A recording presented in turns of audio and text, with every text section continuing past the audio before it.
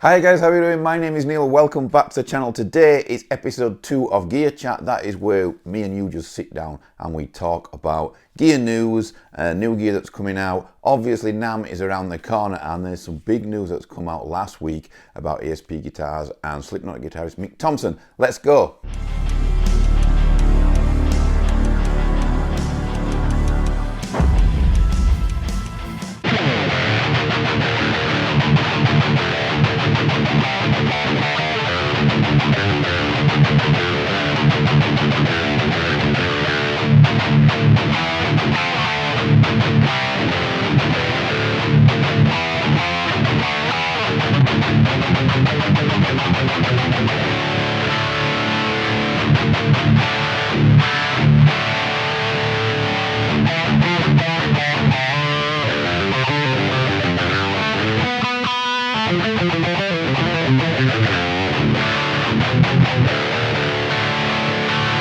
Okay guys, so first of all, the tones that you were just listening to were coming from a Blackstar Debut 50R combo. It's a new combo by... Okay guys, so first of all, the tones that you just listened to were coming from the Blackstar Debut 50R combo, which is a new combo from Blackstar Amps. It's all analog. It does have reverb on it, but it doesn't have tons of digital effects. It's not a modulation type practice amplifier or anything like that. It is aimed at guys that want like the old school analog MOSFET style raw tone, and it has tons of picking dynamics, stuff like that. So let me know down below in the comments what you thought of it. Later on in a few weeks we will be recording a full track using the direct output of the 50R, seeing what it sounds like recording straight into an interface. But for now I just thought I'd give you that little taster of what it sounds like, and it will be really interesting to see what you guys thought of it. Okay, so moving on, last week Mick Thomson announced that he is kind of moving from Jackson Guitars to ESP Guitars.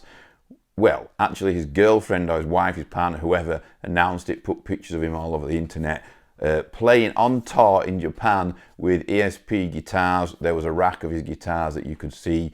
Now, first of all, I just want to say that Mick Thomson has been with BC Rich, Ibanez, Jackson, and now ESP. So there is not really anywhere else for him to go other than probably Schecter after ESP. My personal opinion on this is that if he's going to be making a signature Super Strat style guitar, then it's probably going to be pretty similar to the Jackson Soloist and the Ibanez RG that he had.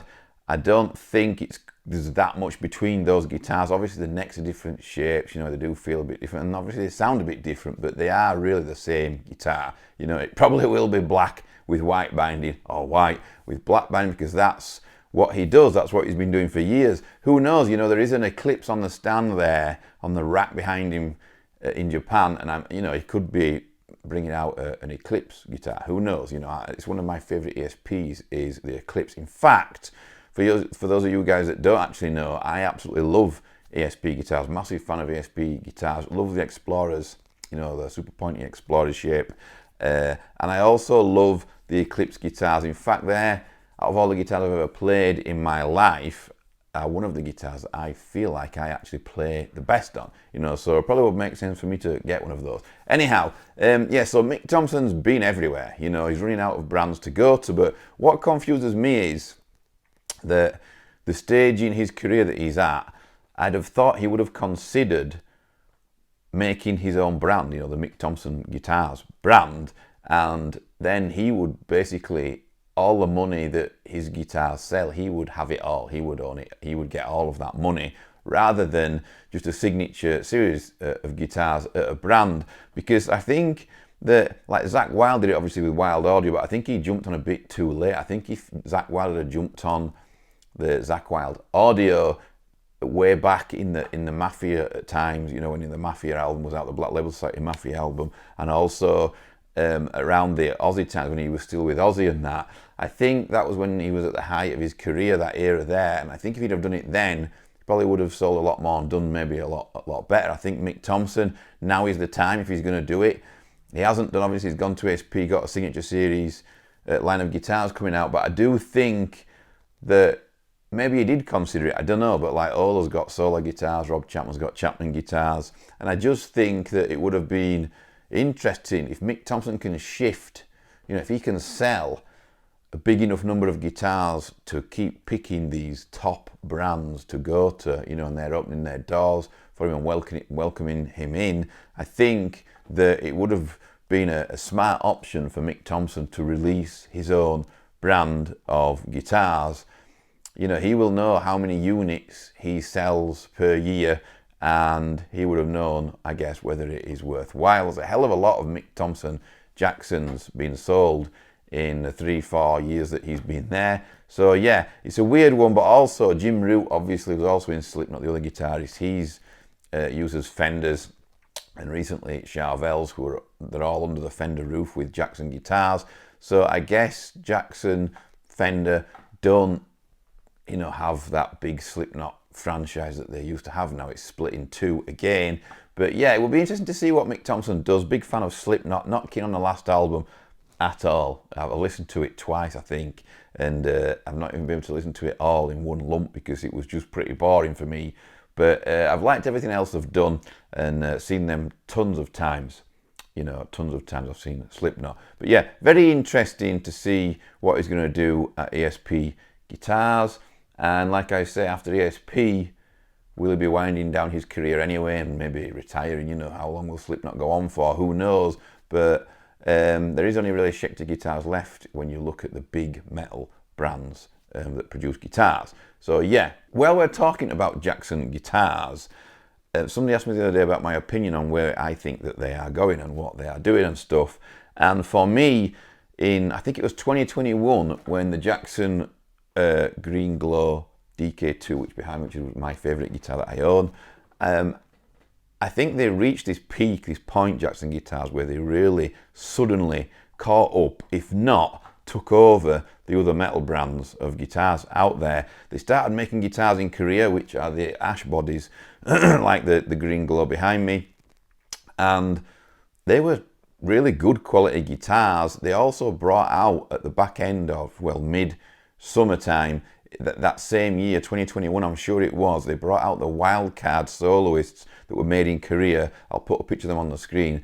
That are the best Jacksons that there's been for a long time, and they were only limited run. And to me, to not pursue that and continue with that and try and dominate that, you know, 1,000 to 1,600 pound bracket, they should have dominated that price bracket by bringing out more of those, in my opinion, not just bringing out a select few.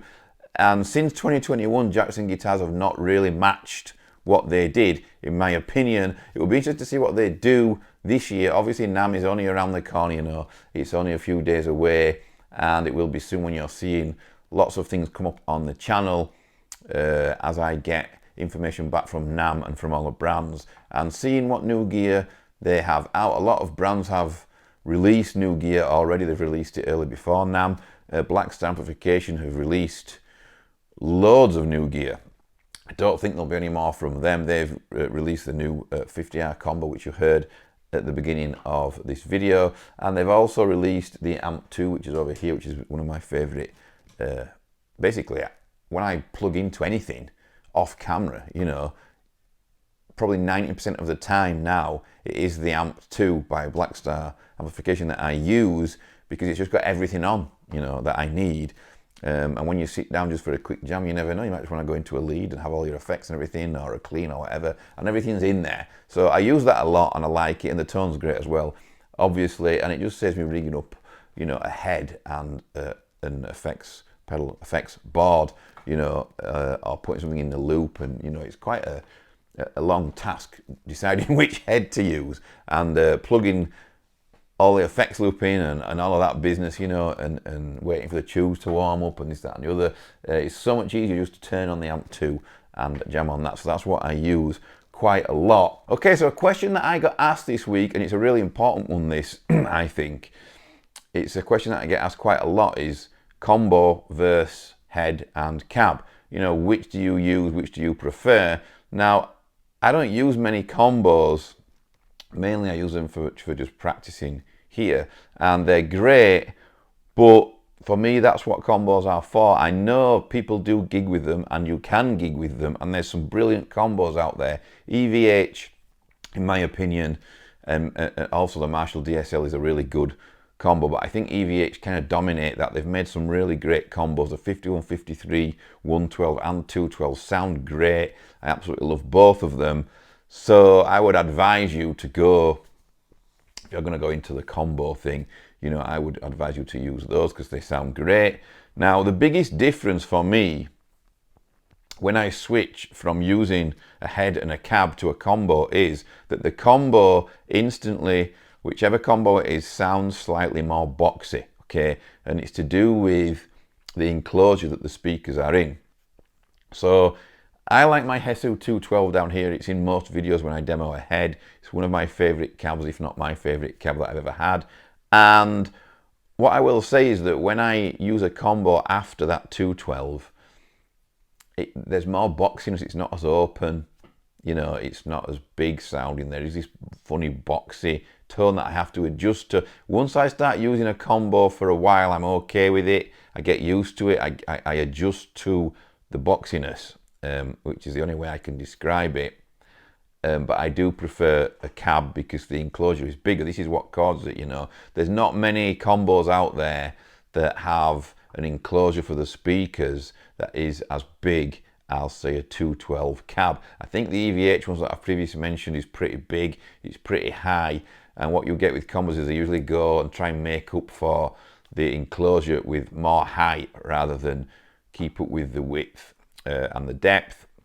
But yeah, the EVH combos do have pretty big speaker enclosures, which I think is probably part of why they sound so great.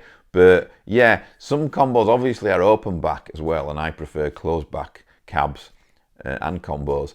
But that's another thing that you have to get used to. But usually they're not as deep and they're not the same dimensions, the enclosures around the speakers, and that's why you get this boxy tone that I don't particularly like. Okay, now combo wise, I do like the Blackstar 50R. It's only a £200 combo. It's aimed, for me, is a practice combo. You can gig with it, so it's pretty ideal for somebody that's wanting a really raw, vintage style, gainy tone with loads of mids.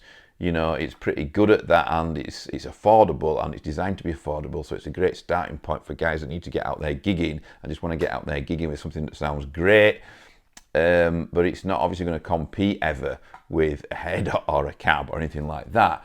But one thing I will say is here, this little positive grid thing over here has got some real big clout. It's a positive grid Spark Mini. It sounds great. It's great for practicing. You have the mobile app, the Bias Effects style mobile app, where you can program it and dial in everything like you would with Bias Effects on your Mac or your PC. And that sounds great, way bigger than it should do, but it still obviously has that boxy tone. I mean, it's a tiny thing, but it does sound bigger, you know, than quite a lot of other amps that size. It's got some low end to it as well. It's not lacking in low end. It's not tinny or trebly or scrapey or scratchy or anything like that. It sounds pretty cool. So they're the two combos I use when I'm practicing. Nowadays, I do have a Fender Mustang over there that is kind of on its way out. You know, it's dying slowly, and it doesn't sound that great either. It's not too bad. It's all right for what it is. You know, a bedroom practice amp just to get some sound out there, but it doesn't sound great. And for me, you know, you can't beat a cab and a head.